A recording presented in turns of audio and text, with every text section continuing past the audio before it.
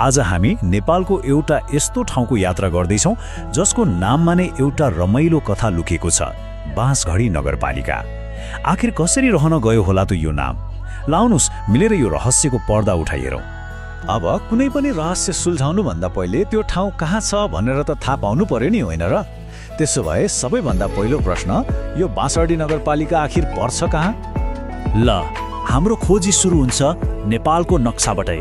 अब बिस्तारै हामी हाम्रो नजर एउटा निश्चित प्रदेशमा केन्द्रित गरौँ है त। हो, अब हामी आइपुग्यौँ लुम्बिनी प्रदेशमा। हाम्रो गन्तव्य अब धेरै टाढा छैन, एकदमै नजिक आइसकेका छौँ। अनि लुम्बिनी प्रदेशभित्रको बर्दिया जिल्ला, यही हो हाम्रो आजको गन्तव्य, बाँसघडी नगरपालिका। ल, अब ठाउँ त भेटियो। ठिक छ, ठाउँ त पत्ता लाग्यो, तर यो नगरपालिकाको आधिकारिक परिचय के हो त? आउनुहोस् केही तथ्य र तथ्याङ्कहरूमा एक नजर लगाइहालौँ। एउटा रमाइलो कुरा के छ भने नि, बाँसघडी नगरपालिका आफैमा त्यति पुरानो होइन। यो त 2071 सालमा मात्र स्थापना भएको हो, तर यसले बेलुवा, मोतीपुर र डेउडाकला जस्ता पुराना बस्तीहरूको इतिहासलाई भने आफूमा समेटेको छ। अनि यो सानोतिनो ठाउँ पनि होइन है, झन्डै 206 वर्ग किलोमिटरमा फैलिएको छ यो नगरपालिका। यसको आफ्नै छुट्टै भौगोलिक पहिचान छ। ल, अब लागौँ सबैभन्दा चाखलाग्दो कुरामा, यसको नामको कथा। यो ठाउँको नाम बाँसघडी कसरी रहन गयो भन्ने बारेमा 3वटा छुट्टा छुट्टै तर रमाइला भनाइहरू चलन चल्तीमा छन्। त्यसो भए मूल प्रश्न यही हो, यो ठाउँको नाम बाँसघडी नै किन? यसको जवाफ कुनै किताबमा लेखिएको छैन, बरु त्यहाँका मानिसहरूको कथामा, उनीहरूको परम्परामा लुकेको छ। यसको नाम पछाडि मुख्यतया 3वटा कथाहरू सुन्न पाइन्छ। पहिलो कथा थारू समुदायको परम्परासँग जोडिएको छ। दोस्रो कथा एउटा विशाल बाँसको घारीसँग सम्बन्धित छ। अनि तेस्रो चाहिँ एउटा पुरानो लोकगीतसँग जोडिएको मानिन्छ। यी कथाहरूको सबैभन्दा रमाइलो पक्ष के हो भने नि, यिनीहरू कुनै किताबमा होइन, स्थानीयहरूको मुखमा जीवित छन्।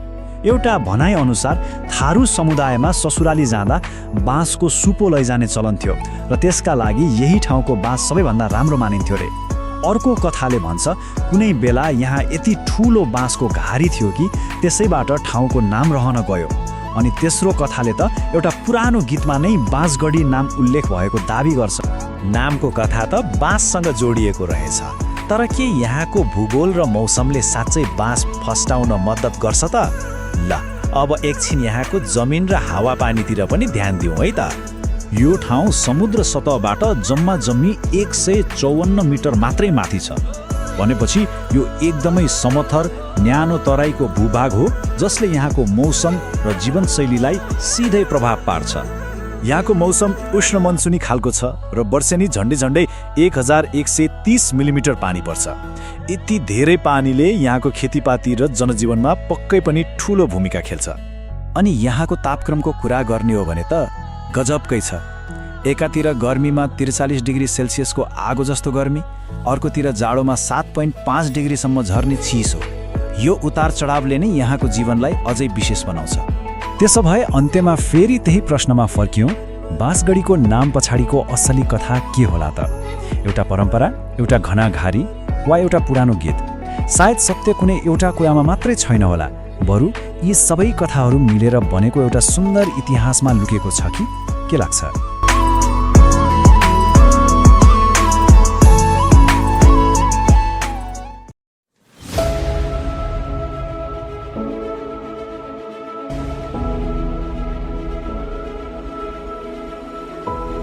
ल, आज हामी एउटा यस्तो ठाउँको यात्रामा निस्कदैछौँ जसको नाम हो बाँसघडी नगरपालिका। यो एउटा यस्तो ठाउँ हो जहाँ प्रकृति, संस्कृति र मानिसहरूको जीवनशैली एकदमै सुन्दर तरिकाले एकअर्कामा गाँसिएका छन्। आउनुहोस् यो गजबको सङ्गमलाई अलि नजिकबाट चिनौँ। बाँसघडीलाई चिन्नको लागि खासमा 3वटा कुरा बुझ्नुपर्छ। पहिलो, यहाँ बग्ने अनगिन्ती नदीनालाहरू। दोस्रो, यहाँका मानिसहरूको गहिरो आस्था। र तेस्रो, यहाँको उर्वर भूमिमा लहलहाउने बाली। यी 3 चिजले नै यहाँको जीवनलाई आकार दिएका छन्। कसरी? आउनुहोस् यसैको रहस्य खोलौँ। ल, सुरु गरौँ बाँसघडीको परिचयबाटै। आखिर के कुराले यो ठाउँलाई यति विशेष बनाउँछ? अनि यहाँ पुग्नेहरूले के कस्ता अनुभवहरू सँगाल्न सक्छन्? यहाँको आकर्षणको कुरा गर्दा यो साँच्चै रोचक छ। एकातिर बर्दिया राष्ट्रिय निकुञ्जको मध्यवर्ती क्षेत्र छ जसले वन्यजन्तु र प्रकृति प्रेमीहरूलाई बोलाउँछ, अनि अर्कोतिर चेपाङ गाउँ, मन्दिर, चर्च, गुम्बाहरू। यी सबैले के देखाउँछ भने यहाँको समाज कति विविधताले भरिएको र सहिष्णु छ। अब लागौं बाँसगढीको त्यो पाटोतर्फ जसले यहाँको जीवनलाई आधार दिएको छ। त्यो हो यहाँको प्राकृतिक सम्पदा। पत्याउन गाह्रो होला, तर यो एउटै नगरपालिकाभित्र थाहा छ 17वटा प्रमुख नदीनालाहरू बग्छन्। सोच्नुहोस् त, यो संख्या आफैमा अचम्म लाग्दो छ, होइन त? यसले पनि बताउँछ कि यहाँको जमिन किन यति धेरै मलिलो छ। बबई, ग्याङ नदी र मान खोला जस्ता ठूला नदीहरूले यो क्षेत्रलाई सिञ्चित गर्छन्, अनि लक्ष्मणा, मोतीपुर जस्ता तालहरू अनि च्यामा र रान्जा जस्ता सिमसार क्षेत्रले यहाँको जैविक विविधतालाई बचाइराखेका छन्। भन्नुपर्दा यो पानीको पुरै सञ्जाल नै यहाँको जीवन रेखा हो। प्रकृतिको कुरा त भयो, तर बाँसगढीको कथा यतिमै सकिँदैन। यही सुन्दर प्रकृतिको काखमा हुर्केको छ यहाँको एकदमै समृद्ध संस्कृति। अब त्यही सांस्कृतिक धरोहरतिर लागौं है त। यहाँको क्यालेन्डर हेर्ने हो भने यो उत्सव नै उत्सवले भरिएको छ। चाहे त्यो शिवरात्रि होस् वा दशैं, माघे संक्रान्ति होस् वा चैते दशैं, हरेक चाडपर्वले यहाँको समुदायलाई एउटै धागोमा बाँध्छ। यी खाली रमाइलो गर्ने दिन मात्रै होइनन्, समुदायको एकता र आस्थाको प्रतीक पनि हुन्। अनि यहाँको संस्कृतिबारे कुरा गर्दा थारू संस्कृतिलाई बिर्सन मिल्दै मिल्दैन।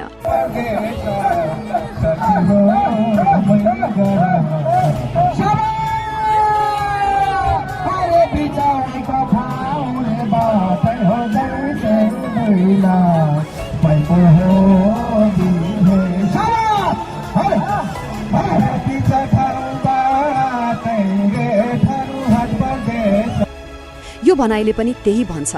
थारू समुदायको मौलिक संस्कृति नै यो क्षेत्रको एउटा छुट्टै विशिष्ट पहिचान हो। यो पहिचान अरू कतै भेटिँदैन। यसको एउटा जीवन्त उदाहरण हो वडा नम्बर 5 मा रहेको केदारेश्वर धाम। यो केवल पूजा गर्ने ठाउँ मात्र होइन, यो त सिङ्गो क्षेत्रको आस्था र सांस्कृतिक धरोहरको एउटा बलियो खम्बा हो। ल, हामीले प्रकृतिको कुरा गर्यौं, संस्कृतिको पनि गर्यौं। अब यी दुईलाई जोड्ने पुल के हो त? त्यो हो यहाँको भूमि र त्यसमा आश्रित जीवन। आखिर यही माटोले त हो नि समुदायलाई पालेको। बाँसगढीको जमिनको बनोट हेर्दा एउटा एकदमै रोचक कुरा देखिन्छ। यहाँको ठ्याक्कै आधा हिस्सा मतलब 50% वन जङ्गलले ढाकेको छ, अनि त्यसपछि 40% खेती योग्य जमिन छ। अब यसले के बताउँछ त? यसको सिधा मतलब हो यहाँ प्रकृति र मान्छे सँगसँगै बाँचिरहेका छन्, त्यो पनि एकदमै सुन्दर सन्तुलनमा। आधा जमिन प्रकृतिलाई दिएको छ भने लगभग त्यति नै जमिन मानिसको जीविकाको लागि। यही सन्तुलन नै त हो बाँसगढीको असली शक्ति। अब त्यही 40% जमिनको कमाल हेर्नुस् न। धान, गहुँ, मकै जस्ता अन्नबालीदेखि लिएर मसुरो, चना, तोरी र आलुसम्म के फल्दैन यहाँ। यो ठाउँ त साँच्चीकै अन्नको भण्डार हो जसले यहाँका मानिसहरूलाई आत्मनिर्भर बनाएको छ। ल, अहिलेसम्म हामीले हेरेका सबै टुक्राहरूलाई जोडेर एउटा सिङ्गो तस्बिर बनाउने बेला भयो। नदी, आस्था, भूमि र संस्कृति, यी सबै मिलेर बनेको बाँसगढीको खास अर्थ के हो त? बाँसगढीको असली परिचय यही हो। यो एउटा यस्तो सङ्गम हो जहाँ माटोको उर्वरा शक्ति, जङ्गलको हरियाली र परम्पराको जीवन्तता एकै ठाउँमा मिलेर फस्टाउँछन्, एकले अर्कोलाई सिँचाइ गरिरहेका छन्। र यो कथाले हामीलाई एउटा गहिरो प्रश्न सोध्न बाध्य बनाउँछ के कुनै पनि ठाउँको साँचो पहिचान त्यहाँको प्रकृति, संस्कृति र कृषि बीचको यस्तै सुन्दर सन्तुलनमा लुकेको हुन्छ र? बाँसगढीको कथाले त हुन्छ भन्छ। यसमा विचार गर्नुहोला। नमस्ते। कहिलेकाहीँ लाग्छ नि आफ्नै वरपर कति धेरै घुम्ने ठाउँहरू छन् जुन हामीलाई थाहै छैन। आज हामी त्यस्तै एउटा यात्रामा निस्कदैछौँ बाँसगढी नगरपालिकाको। यहाँका केही लुकेका तर एकदमै सुन्दर पिकनिक स्थलहरूको बारेमा कुरा गरौँ। यो यात्राको सुरुवात नै एउटा एकदमै राम्रो आह्वानबाट हुन्छ। आफ्नै ठाउँको पिकनिक स्थलहरूको प्रवर्धन गरौँ। यो एउटा नारा मात्र होइन, यो त बाँसगढीको सामुदायिक भावना र सबैलाई स्वागत गर्ने मन हो। ल, त्यसो भए सुरु गरौँ है त। हाम्रो यो यात्रा बाँसगढीको उत्तरी र मध्य भागबाट सुरु हुन्छ। हामी एक एक गर्दै वडा नम्बर 1 देखि 4 केही गजबका ठाउँहरू घुम्नेछौँ। सबैभन्दा पहिले वडा नम्बर 1 मा छ बबैचेपाङ, अनि त्यसपछि वडा नम्बर 2 मा पुग्दा त ओहो, यहाँ त धेरै कुरा रहेछ। चरा हेर्न मन पराउनेहरूका लागि च्यामा सिमसार, शान्त वातावरणमा रमाउन भासताल, अनि अमोहिया नेवादामा रहेको त्यो सुन्दर झोलुङ्गे पुल। कति धेरै विविधता! खास गरी वडा नम्बर 2 को कुरा गर्दा यहाँको सिमसार क्षेत्रको त कुरै नगरौं, जैविक विविधताले भरिपूर्ण छ। अनि अर्को भनेको त्यो झुलुङ्गे पुल, जसले स्थानीय जीवनलाई जोड्ने काम गर्छ। यी दुई यहाँका मुख्य आकर्षण हुन्। अब लागौं वडा नम्बर 3 तिर। यहाँ चाहिँ संस्कृति र प्रकृति दुवैको गजबको मिश्रण पाइन्छ। जस्तै कि आध्यात्मिक शान्ति खोज्नेहरूका लागि बाबा कुटी छ, अनि उत्तर भखारी र लक्ष्मणपुर जोड्ने पुल छ, र महादेवा पनि यही पर्छ। यो वडा नम्बर 3 को पुलको कुरा गर्दा यसको वरपरका खोला नालाले त यहाँको सुन्दरतामा झनै सुनमा सुगन्ध थपेको छ। एकछिन सोच्नुस् त, पुलमा उभिएर त्यो कलकल बगिरहेको खोलाको आवाज सुन्दा कस्तो होला? साँच्चै मनै छुने खालको। अनि वडा नम्बर 4, यो त आकर्षणको खानी नै हो भन्दा हुन्छ। हेर्नुस् न, परिवारसँग पिकनिक खान लक्ष्मणपुर पिकनिक स्थल छ। यताउता गाउँहरू जोड्ने बन्जरिया र मदाहा बनमुडुवाका झुलुङ्गे पुलहरू पनि छन्। अनि अलि फरक अनुभवका लागि मदाहा जैविक मल कारखाना पनि घुम्न सकिन्छ। र पहाडीपुरको चटियाताल पिकनिक पार्क त छँदैछ। कति धेरै अप्सनहरू! यो वडा नम्बर 4 को सुन्दरतालाई शब्दमा बयान गर्दा हरिया पहाड, कलकल बग्ने खोला नाला, अनि आँखाले भ्याएसम्म हरिया फाँटहरू, यो वर्णनले नै त्यहाँको वातावरण कति मनमोहक होला भन्ने कुराको एउटा चित्र कोरिदिन्छ, होइन त? ल, हाम्रो यात्रा अझै सकिएको छैन। अब हामी बाँसगढीको दक्षिणी र पूर्वी भागतिर लाग्छौं। यहाँ पनि लुकेका खजनाहरू छन्, वडा नम्बर 5 देखि 9 सम्म। यी वडाहरूको पनि आफ्नै विशेषता छ। जस्तै वडा नम्बर 5 मा रामपुर पिकनिक पार्क, ताल र मोतीपुर तालको त्यो शान्त वातावरणमा डुब्न सकिन्छ। वडा नम्बर 6 मा पुग्दा हरियालीले भरिएको दमोली पार्क भेटिन्छ। अनि वडा नम्बर 7 मा चखिया बाबा मन्दिरको नजिकैको त्यो आध्यात्मिक ठाउँ, मनै शान्त हुन्छ। अब कुरा गरौं वडा नम्बर 8 को। यो चाहिँ खास गरी प्रकृति संरक्षण क्षेत्रहरूको लागि चिनिन्छ। यहाँको बेलाउली सिमसार र दाङपुर भैसासुर वनले यो ठाउँको जैविक विविधतालाई जोगाएर राखेको छ। र अब हाम्रो यो यात्राको अन्तिम बिसौनी वडा नम्बर 9। यहाँ पनि घुम्ने ठाउँको कमी छैन। थुमनी सतखुलुवा जाने त्यो सुन्दर खैरानी बाटो गाडी वा बाइकमा सरर जाँदा कस्तो रमाइलो होला। अनि पहाडीपुर र दुर्गा फान्टाको घना जंगल छ, तोरैया कुनैछी वन छ, र कलकल बगिरहने ग्याङ नदी पनि। प्रकृति मन पराउनेहरूको लागि त यो स्वर्ग जस्तै हो। समग्रमा हेर्दा बाँसगढीमा के छैन र? पार्क र पिकनिक स्पटहरू छन्, ताल र सिमसार क्षेत्रहरू छन्, झुलुङ्गे पुलहरू छन्, नदी र खोलानाला छन्, अनि हरियाली र जंगल त छँदैछ। भन्नुको मतलब यो एउटा कम्प्लिट प्याकेज नै हो। ल, यति धेरै कुरा गरिसकेपछि अब यो केवल जानकारी मात्र रहेन। यो त बाँसगढीको सुन्दरतालाई आफ्नै आँखाले हेर्न र अनुभव गर्नका लागि एउटा न्यानो निम्तो हो। त्यसो भए अबको प्लान के छ त? के थाहा, बाँसगढीका यी सुन्दर ठाउँहरूमध्ये कुनै एउटा ठाउँ कसैको अर्को घुमघामको लिस्टमा पर्न सक्छ। र अन्त्यमा यो एकदमै मन छुने सन्देश छ, आफू पनि रमाऊ अनि अरूलाई पनि आफ्नो ठाउँमा रमाउन बोलाऊ, हाम्रो बाँसगढीमा। यो भनाइले नै यहाँको स्वागत गर्ने भावना र अपनत्वलाई कति सुन्दर तरिकाले देखाउँछ। अनि एउटा कुरा, यो सूची यही अन्त्य हुँदैन। भनिएको छ केही थपघट भए थप्दै जानेछौं। यसको मतलब के हो भने यो एउटा निरन्तर चलिरहने सामुदायिक प्रयास हो र यसले गर्दा यो ठाउँ सधैँ जीवन्त रहिरहन्छ।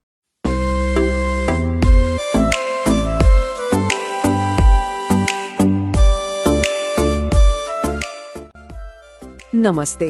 आज कुरा गरौं एउटा एकदमै महत्वपूर्ण विकास परियोजनाको, जुन बर्दिया जिल्ला र दक्षिण कोरियाको सहकार्यमा सुरु हुँदैछ। भनिन्छ नि, यो सम्झौताले त त्यो क्षेत्रको मुहारै फेर्नेछ रे। यो प्रोजेक्टको घोषणा नै एउटा गजबको भनाइबाट सुरु भएको छ। यस परियोजनाले बर्दिया जिल्लामा नयाँ आयाम दिनेछ। सोच्नुस् त, नयाँ आयाम भनेको के होला? यो भनेको सामान्य सुधार मात्र होइन के, पुरै जिल्लालाई नै काया पलट गर्ने एउटा ठूलो वाचा हो। ल त्यसो भए यो ठूलो पहलको पछाडि को छन् त, आउनुहोस् हेरौं। What is the project that PMCU is going to implement through this municipality for different sector? Thank you. Bansgadhi म्युनिसिपालिटीको तर्फबाट सबैलाई हार्दिक नमस्कार छ। यो तपाईँले हेरिराख्नु भएको छ कि बाँसगढी नगरपालिकाको जनसङ्ख्या, भूगोल, त्यसको जातिगत अवस्था, वडाको सङ्ख्या, पर क्यापिटल इन्कम, एग्रिकल्चरको अवस्था, मुख्य बालीहरू र त्यस गरी हामीले गर्न चाहेका बिजनेसको सन्दर्भमा पहिलो पृष्ठमा राखिएको छ। त्यसै गरी दोस्रो पृष्ठमा हामीले बाँसगढीमा 3वटा डेरीलाई प्रोजेक्टको रूपमा हामीले छानेका छौँ। खास गरी डेरी बिजनेसको रूपमा, क्रप प्रडक्टको रूपमा र इको टुरिज्मको रूपमा हामीले लिएका छौँ। खास गरी डेरी प्रोजेक्टको रूपमा हामीले केदारेश्वर सहकारीलाई लिएका छौँ। त्यसै गरी क्रप प्रोडक्सनको लागि नवदुर्गा तरकारी तथा बिउ उत्पादन कोअपरेटिभलाई लगेका छौँ। भने इको टुरिज्मको लागि लालीमा पुष्पकमल महिला बहुउद्देश्य सहकारी संस्थालाई यसमा छानिएको छ। त्यसरी यसमा खास गरी हामी डेरी प्रोजेक्टको रूपमा केही कुराहरू देखाइएको पिक्चर तपाईँहरूले देख्नु भएको छ। यसको प्रोजेक्ट कसरी प्रोसेसिङ भइरहेछ भन्ने कुरा डेरी प्रोजेक्टको सन्दर्भ छ। यसमा हेर्नुहोस् है, एकातिर छ अन्तर्राष्ट्रिय सहयोग, मतलब कोरियाको केओइका, अनि अर्कोतिर हाम्रो आफ्नै संघीय मामिला मन्त्रालय र सबैभन्दा महत्त्वपूर्ण बर्दियाका स्थानीय पालिकाहरू, खास गरी बाँसगढी नगरपालिकाका मेयर। कस्तो बलियो टिम देखिन्छ होइन त? यस्तो सहकार्य भयो भने त कुनै पनि प्रोजेक्ट सफल हुन्छ नै। अनि यो सहकार्य अब कुरामा मात्र सीमित रहेन, आज भर्खरै कोरियाई सरकारसँग सम्झौतामा हस्ताक्षर भयो। भनेपछि अब के भयो? अब बर्दियामा विकासको काम साँच्चीकै सुरु हुने भयो। ओके, सम्झौता भयो, टिम बन्यो, तर अब गर्ने चाहिँ के त? यो परियोजनाले खासमा के गर्छ? ल यसका 3वटा मुख्य आधारहरू हेरौँ न। यो प्रोजेक्टको ध्यान 3वटा कुरामा छ। नम्बर 1, बर्दियाको त्यो गजबको प्राकृतिक सुन्दरतालाई प्रयोग गरेर इको टुरिज्म, मतलब वातावरणलाई असर नपर्ने खालको पर्यटनलाई अघि बढाउने। दोस्रो, स्थानीय किसानहरूलाई प्रत्यक्ष फाइदा हुने गरी डेरी व्यवसायलाई एकदमै राम्रो बनाउने। अनि तेस्रो, बाली नाली उत्पादनमा सुधार ल्याउने। अब एकछिन सोच्नुहोस् त, यी 3वटै कुरा कसरी जोडिएका छन्? राम्रो बाली र डेरी उत्पादन भयो भने पर्यटकले स्थानीय खानेकुराको स्वाद लिन पाउँछन्, अनि पर्यटन बढ्यो भने स्थानीय उत्पादनको बजार पनि त बढ्छ नि, होइन? यो त एउटा गजबको चक्र बन्ने भयो जसले स्थानीय अर्थतन्त्रलाई नै बलियो बनाउँछ। ल अब कुरा आयो, यो सबै काम ठ्याक्कै कुन ठाउँमा हुँदैछ त? यो परियोजनाको मुख्य केन्द्रबिन्दु हो बर्दिया जिल्लाको बाँसगढी नगरपालिका। एउटा विशेष ठाउँमा ध्यान केन्द्रित गरेर यसको असर साँच्चीकै देखियोस् र पछि गएर अरू ठाउँका लागि पनि एउटा उदाहरण बन्न सकोस् भन्ने लक्ष्य देखिन्छ। आखिर यो सबैको अन्तिम लक्ष्य चाहिँ के हो त? भविष्यमा के देख्न खोजिएको हो? अघि सुरुमा भनेको कुरा याद छ? हो, यो परियोजनाको मुख्य लक्ष्य नै बर्दिया जिल्लामा प्रगतिको त्यही नयाँ आयाम ल्याउनु हो। यो खाली बाँसगढी नगरपालिकाको लागि मात्रै होइन, बरु पुरै बर्दिया जिल्लालाई नै बदल्ने एउटा ठूलो, एकदमै महत्त्वकांक्षी सपना हो। अनि अन्त्यमा यसले एउटा गहिरो प्रश्न खडा गर्छ कि साँच्चै पर्यटन, डेरी र बालीनाली जस्ता कुरामा ध्यान दिएर बनाइएको एउटा योजनाले कुनै समुदायको भविष्य नै बदल्न सक्छ त? के यो साझेदारीले बर्दियाको लागि त्यो नयाँ आयाम साँच्चै ल्याउला? यसको जवाफ त समयले नै देला, तर यो सुरुवातले आशाको एउटा बलियो दियो भने पक्कै बालेको छ।